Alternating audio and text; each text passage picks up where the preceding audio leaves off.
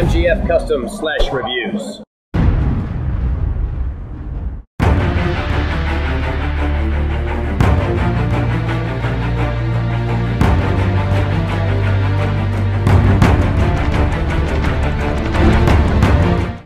What's going on, guys? It's Michael MGF, and today I'm going to be reviewing my first of the LEGO Star Wars 2013 sets, and this one is the ATRT. The set number is 75002. It has 222 pieces, and it is ages 7 through 12. And I don't know about you guys, but I am super excited to be doing these reviews. Now, for those of you who aren't already aware, these sets are being released at Toys R Us and Amazon. I myself got these off of Amazon, but I will be heading to Toys R Us to pick up the Z95 Headhunter very shortly. And anyway, let's go ahead and give you guys a closer look at the box, which now features the new packaging look, which looks absolutely awesome. To give you a look at the packaging here, like I said, this features the new 2013 design. As you can see, we now have Yoda in the top right corner slashing his lightsaber, and it looks really awesome. And you also notice at the bottom corner here where we see the where the minifigures are displayed, the little display box where the minifigures are shown. It's actually pretty cool. So LEGO actually graphically did a pretty nice job on the packaging for this new winter line. And as you can see, we have the 501st Trooper on the ATRT along with Yoda, the Droid Commando Commander, or Droid Commando Captain, my bad, and along with the Droideka on Umbara. And you can see the Umbaran landscape back there, and telling from the ground there, it looks like that is the road to the capital. So pretty cool little concept there. And then there's a look at the back. Pretty much all the features I'm going to give you guys a look at. A nice little still of what a little action shot of the set. And then you can see we have the actual size right there with Yoda, and then you have a picture of the 501st Legion Clone Trooper, and it's pretty self-explanatory. And then there is another picture of the set, but obviously without all the specs, and then you can see there's the bottom there. So yeah, it's really nice packaging, and honestly, I'm not sure if this is or not, but it almost looks like the same size as the old ATRT's packaging. Now, some people say that the ATRT is oversized, which it definitely is not. It's not like that's not true. However, I don't think that really takes away from the set, because the set is just a really nice vehicle. It has some nice play features like the swiveling cannon. You can store the 501st Clone Trooper's gun inside, right behind him, which is very convenient, and the legs are pretty posable. However, you can't exactly get them into an action stance, like I would say. Like if I were to try to bend these, it's kind of difficult, and plus, you see like the foot just pops off. It's not exactly the easiest thing to do to get this ATRT's legs in a fighting stance, and on top of all that, the actual legs are kind of close together, and I'm not exactly fond of them being like stuck together like that. I wish they were further apart, but I mean, it's still really a nice ATRT, and this is, not only is it a 501st ATRT, but it is the first ATRT that we've gotten since the Turbo Tank back in 2010, and that was a really small ATRT. It was like almost like a rip-off ATRT. And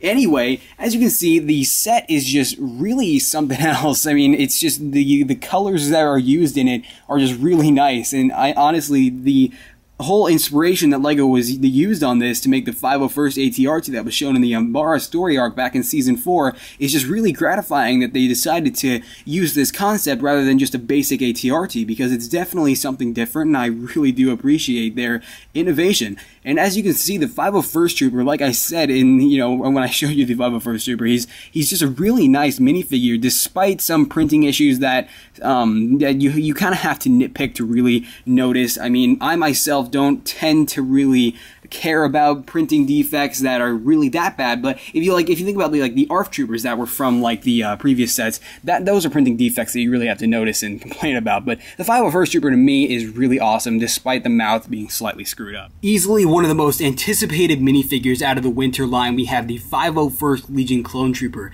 and not only does this figure feature a brand newly designed Phase 2 Clone Wars helmet, but it features the 501st blue designs as well. and it is just a really overall sweet minifigure. And the Clone Trooper face has not changed, and there's no reason why it should. But then you can see the torso designs for the Clone Wars Clone Troopers has been updated and basically slightly redesigned here and around the breastplate there for the the new overall Season 4 Phase 2 Clone Wars concept for the Clone Troopers. And then you can see the leg printing is Lego's basic leg design, but now with some additional 501st blue markings, which is pretty sweet. And then he also has blue arms. And some people have been complaining that the mouthpiece here is printed a little too high up, and honestly, some of those people I know personally are decal designers, and they tend to notice these things pretty easily. And honestly, it may be not just decal designers that notice that error, but I mean, honestly, it's not that big of an issue to me, and I definitely don't think it ruins the figure. And then you can see the ventilation lines on each side are both printed, and if you just look at the general design of this helmet, it is just really sweet and just a nice helmet. And it's always great to see Lego paying attention to Clone Troopers again, because they have skipped out on the new Clone Wars Clone Troopers for a while, and I'm really glad that we finally get these Phase 2 Clone Troopers. And as you can see, the back designs is definitely pretty awesome as well, as it features all of the necessary details from the Clone Wars Clone Troopers reincarnated in Lego. And as you can see, what's really the highlight is just all the three-dimensional designs that you see on the Phase 2 helmet, and it's just really impressive. And it may not be the definitive Clone Wars Phase 2 helmet, but it is definitely a nice helmet, and you can tell that it's something that Lego would make. Like, it's not like Aerolite, it's not like Clone Army Customs, it's Lego's take on the Phase 2 helmet, and it is definitely a fantastic take on the Phase 2 helmet. And then you can see the breathers there, which are also printed in black and gray.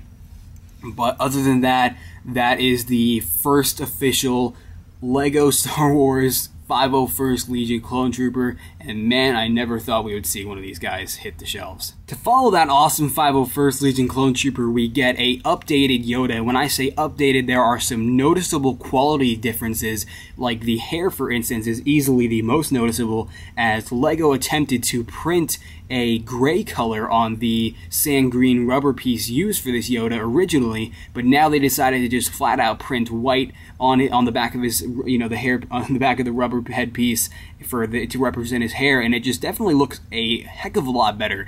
And I really appreciate the quality improvements that Lego has brought to Yoda. However, the one thing that still bothers me about the Clone Wars Yoda is I wouldn't mind the eyes, as you can see there. I wouldn't mind those being a separate color apart from the actual headpiece, because the eyes are literally, they just printed the pupils and a little bit of white. And basically what I'm saying is that they didn't print any additional green for the eyes, and I just feel that it probably would look better if they did so. And I almost feel like the head's rubber is a little sturdier. I haven't exactly compared this Yoda to the previous one, but it definitely feels like the rubber used for his head is sturdier. And what's really useful about having this Yoda minifigure, any Yoda minifigures in general, is that the sand green hands are always useful for something in the future. And then, as you can see, his torso is really nice, as the just overall quality and design of it is not only accurate to Yoda, but just definitely a really nice print job. And then you can also see the hood printed on the back there, along with some extra lines to represent his robe. And he features the non-posable short legs to represent his midgetness. So, and then as you can see, he features a standard green lightsaber. The final minifigure here, we have the Droid Commando Captain, and this is definitely a pretty cool Droid Commando. However, I was never exactly fond of Lego's take on Droid Commandos, as the color is dark brown for these guys when it should honestly be a dark gray. And that's pretty much my only complaint. The head design for the Droid Commandos has always been awesome.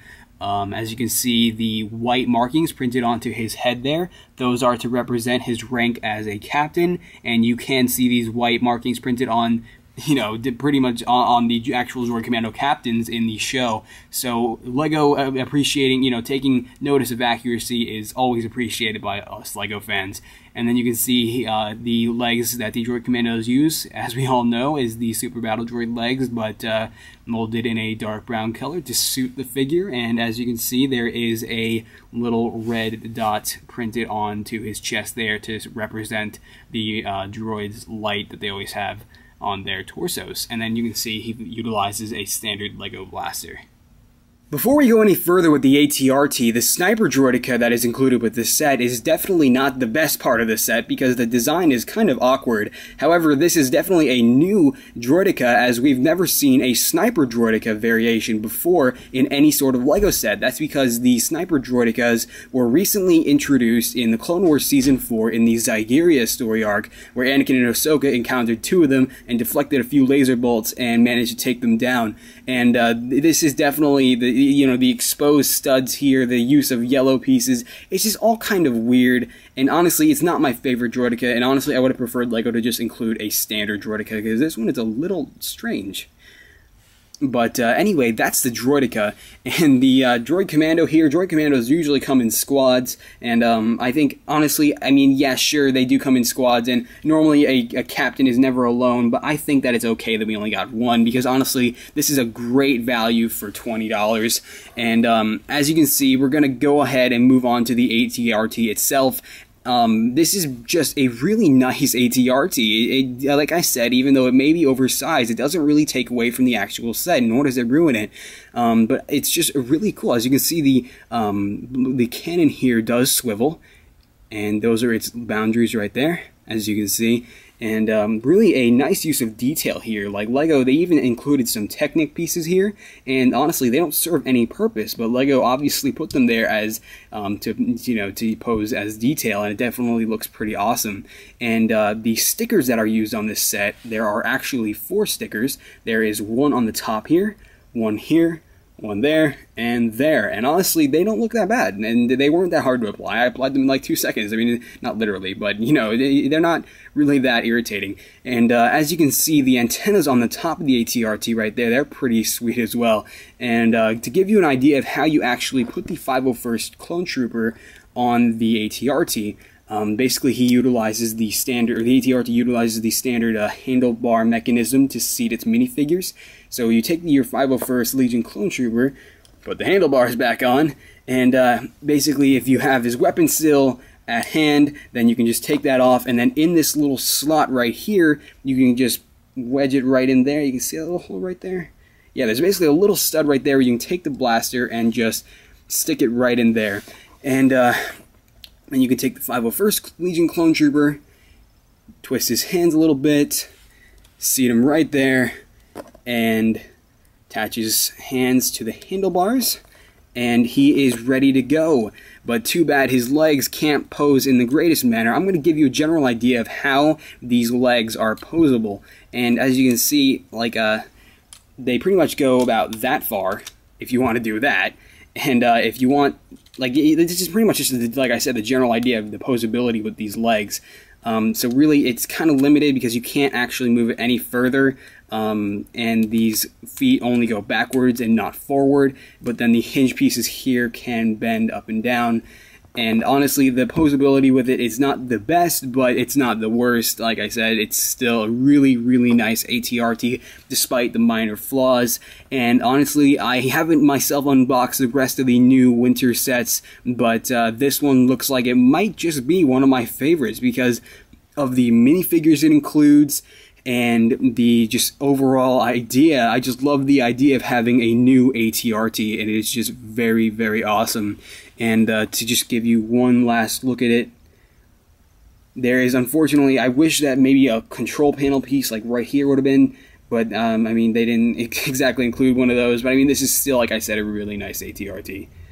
And there is pretty much your look at the ATRT itself. The extra pieces that are included with this set are, I guess you could say they're pretty useful, as you get an extra lightsaber hilt of an antenna, you get some studs, some cheese slopes, and some droid arms, and you also get a little hinge piece there. I guess you could say that's like a don't know what you call those pieces, but you know, it's right there. You get an extra one of those. You also get an extra tooth piece for the Droideka's feet, and yeah. So as you can see, the instruction book here, it is definitely different because it doesn't, you know, open up like a, you know, like a comic book would, for instance, and like, you know, the instructions usually have. But it does have a new picture right there, which is pretty cool. And as you continue through the book, you know, you just build a set, and nothing too exciting in the instruction book.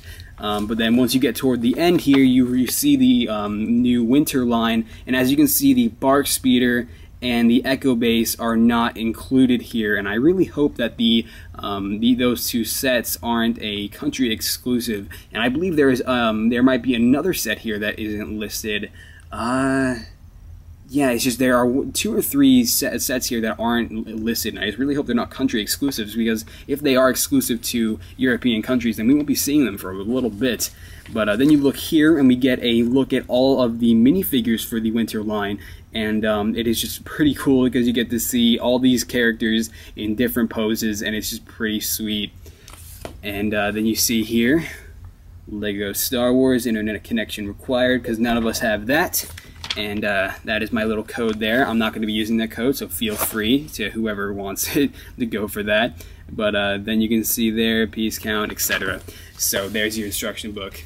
So that about does it for the review on the actual set, guys. This is definitely going to be a highlight for the winter line, as it does feature tons of new, well, not necessarily tons, but 3 new minifigures. The 501st Legion Clone Trooper has been long awaited. We've never actually thought LEGO would make a 501st Legion Clone Trooper. I mean, when I first started LEGO, I was gathering Sharpies to make these 501st Legion Clone Troopers, because I never really thought that LEGO was going to make them. But here we are today, and LEGO has produced these awesome Clone Troopers into one of their sets, actually 2 of their sets, and it is just really, really awesome. And Yoda as well, with his new printing differences, is just really a step up, and this is definitely a great set, and the $20 value that you can find this set for here in the US is just definitely worth getting, and I definitely recommend this set for all ages, as the playability is just fantastic, and the overall collector value for the set, because of the minifigures and the overall ATRT, is just a fantastic set for anyone. And yeah, so that's about it, guys, for this review, and I look forward to the rest. Alright, I'll see you guys later. Bye!